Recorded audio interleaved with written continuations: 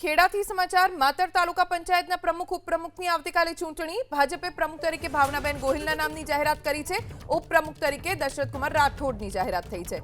કારોબારી ચેરમેન તરીકે જયેશકુમાર પટેલની જાહેરાત થઈ છે।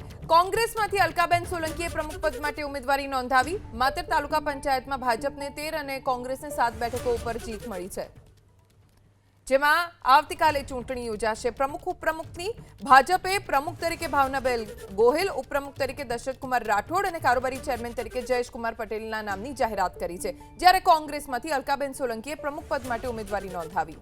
ભાજપે પ્રમુખ તરીકે ભાવનાબેન ગોહિલના નામની જાહેરાત કરી છે। ઉપપ્રમુખ તરીકે દશરથકુમાર રાઠોડની જાહેરાત થઈ છે। કારોબારી ચેરમેન તરીકે જયેશકુમાર પટેલની જાહેરાત થઈ છે।